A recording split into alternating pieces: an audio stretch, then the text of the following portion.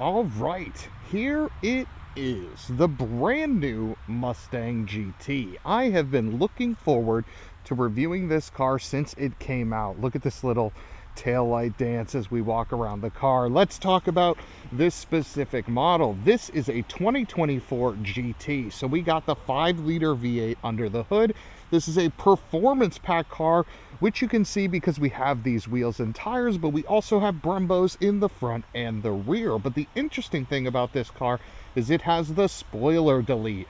No cost option, but I think it makes this look so good, so menacing. I love these cars without the spoiler in the back. The most controversial part of the new Ford Mustang was this front end.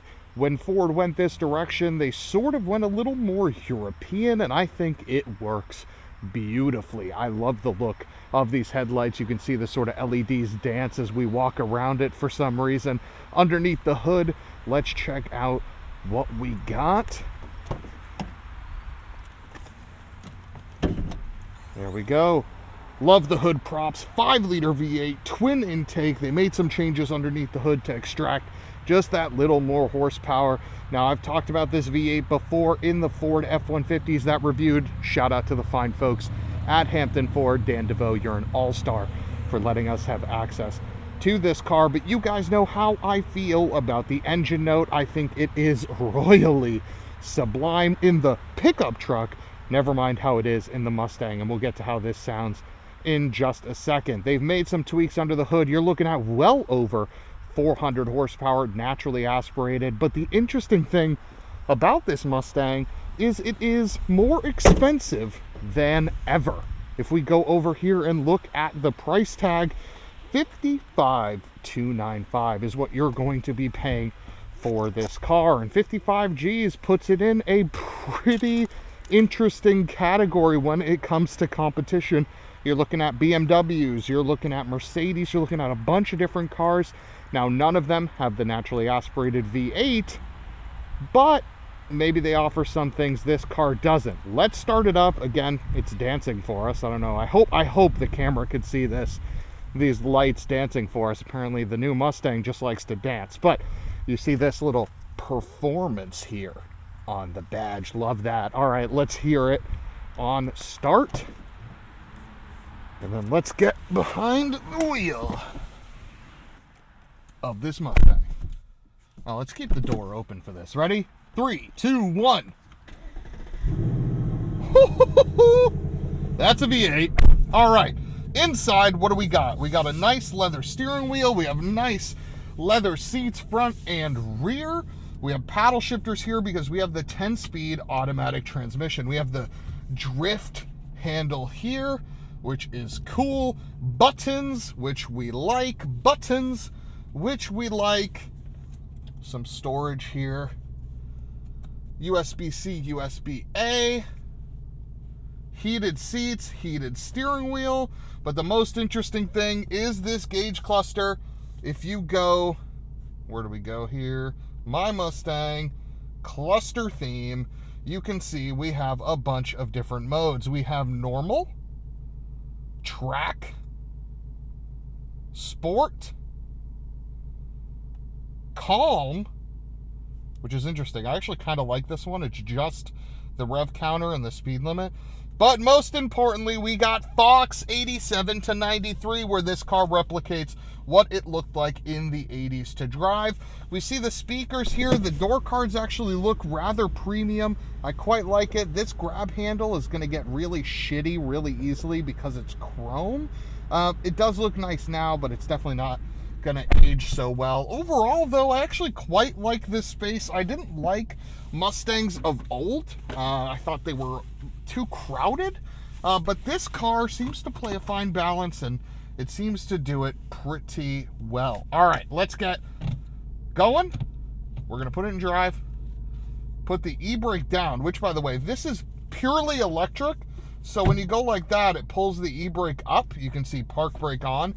And in order to put it down, because there's sort of no button, you just push down, and now it's off, which is interesting. This car does have lane keep, which is cool. This button changes the steering, normal, sport. We'll get into how the steering feels. But yeah, let's set off. I'm curious how this 10-speed auto reacts. Curious how this engine reacts. But it's a Mustang. What is not to love, right? All right, we are behind the wheel of the 2024 Mustang GT, and we are in gorgeous New England, right on the water here in New Hampshire. We're driving the GT Performance Pack, which means we have Brembo brakes, better suspension, better wheels, better tires. But we do have the automatic transmission. This is the brand's 10-speed, and this is the only option available on the EcoBoost, but it's optional on the GT. So if you get the V8, you have the option to get this car with the manual.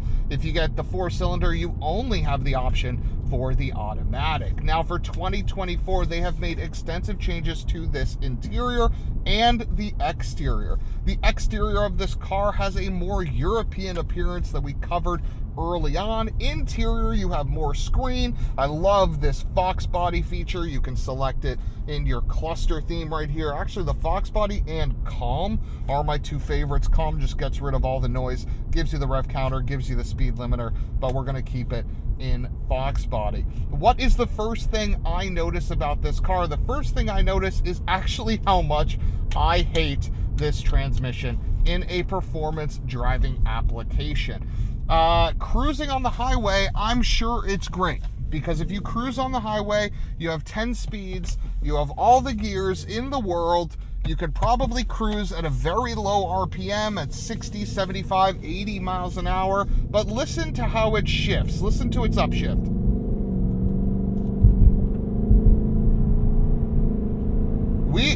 We've been upshifted, and it sounds like a simulated CVT.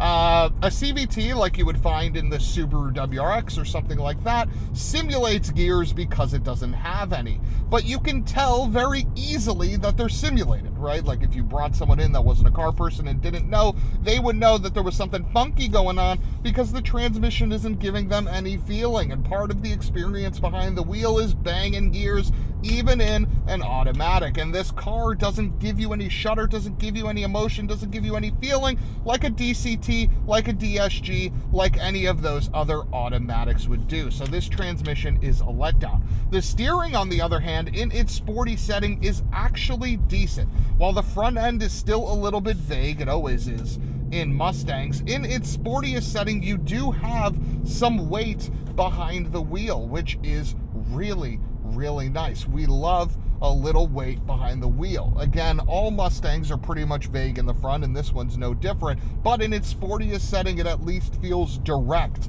Love this interior. Buttons, knobs all over the place, makes it very easy. This screen layout, even in this direct sunlight, is still remarkably clear. You have access to your heated seats, HVAC, heated steering wheel consistently, and then the views change here depending on what you're doing, and it's relatively snappy. You get your Apple CarPlay, you have your Android Auto. The beauty of this automatic transmission is what we're doing right now. I'm cruising at 35 miles an hour, and this engine is only spinning at 1200 RPM max. But the problem is when I take this corner with a little bit of vigor, hard on these Brembo brakes, turn in here, the transmission gets a little bit lost.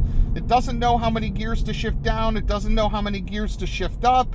And unless you're doing it yourself, it just falls flat on its face. But when you do it yourself, you don't actually enjoy it because it's just, there's no feeling here. So this car is wonderful at cruising, but if you're cruising, don't get the performance pack. Save yourself the $5,000. Have yourself a Mustang that costs under that $50,000 mark and just enjoy a highway bruiser. But if you're getting the GT with the performance pack, you want something that is visceral. You want something that gives you a little bit more. And this engine, well, this engine gives us everything. I mean, hell, listen to it. It is such a good sounding motor. I've talked about this 5-liter ad nauseum in our F-150 review. I love it. It sounds great. It's very baritone-y. It's super loud. It's just great. If you're playing a drinking game on the word great, you'd be buzzed right now because of how good I think this this engine is. So we have no problems with the engine. We have no problems with the steering. The suspension is relatively compliant. I have no problems there either. It's just this automatic transmission, and that is a freaking bummer. It makes me so sad to report that, because I wanted to like this automatic Mustang. I really wanted to like this automatic Mustang. It's the only transmission available in the EcoBoost car, which you can get with the Performance Pack for well under $40,000. So I wanted to come here and tell you, yeah, guys, this 10-speed automatic is just as good as a DSG that you would find in a Volkswagen product, but I can't do that in good faith. Now, again, if you're cruising like we are right now, going at 40 miles an hour with the engine spinning at 1,000 RPM, and that's your jam, get this automatic. You will not regret it. But if you plan to drive this car on the back roads, you plan to drive this car on the track, there is no feeling with this 10-speed automatic, and that is a crying shame. That is a crying shame, because the rest of this car, it is pretty good. The interior is plenty visible. I don't feel claustrophobic like I would in a Challenger or a Camaro. I feel very comfortable in here, 6 feet, 280 pounds. I don't feel tight. I don't feel like if I had a passenger, they wouldn't have room. No, that's not the case. Things feel fine in here. The tech is solid, no problem, sir. Thank you for just pulling out in front of me. The tech is solid, the suspension is great, the sound system is decent enough.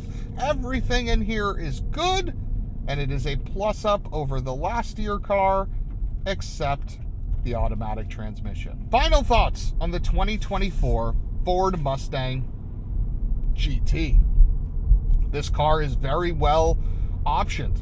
We're looking at $55,000. We have the Performance Pack, we have the leather seats, we have heated seats, heated steering wheel, we got a leather steering wheel in front of us, faux carbon fiber everywhere. This is a good cabin, this is a nice place to be, and I could clock a lot of miles in this car, no problem. Where it lets me down, though, is this transmission. Now, if I'm just doing road trips, I'm just cruising along the highway, great. Again, we're sitting at 35 miles an hour, barely touching above 1,000. This could cruise endlessly all day long, and I'm sure it would handily beat its MPG rating if you just laid out of the throttle for a little bit. But the moment you lay on the throttle, this transmission reminds you why you should get the manual. It's uninspiring, it feels like a simulated CVT, and because of that, if you were to get a Ford Mustang GT with the intention of going on track, the manual is a must-have. And I am not a manual elitist snob. I would not say that if this felt like a DSG, a DCT, or something like that. But the fact of the matter is, it does. And that is a massive bummer for what otherwise is a decent machine. The steering is good, the suspension is compliant, the interior is a nice place to be. So I wanted to give this car perfect marks and recommend the automatic transmission, but I can't do so in good faith. Now, if you want this automatic, don't get the GT Performance package, just get a V8 automatic Mustang for under $50,000. Hell, at that point, get an automatic 4-cylinder Mustang for under $40,000, because if you want this automatic, you don't necessarily care about how it drives on a day-to-day basis in the corners, because you're not going to be shifting your own gears, you're not going to be feeling that feeling. So you might as well save the money, get the cheaper car that has the suspension, that has the interior, that has the look, but less of the cost. So that is where we will leave this review. The 2024 Ford Mustang GT with the Performance Pack is a good option, but it must be in manual. I'm Moneyshift. We'll see you next time. Goodbye.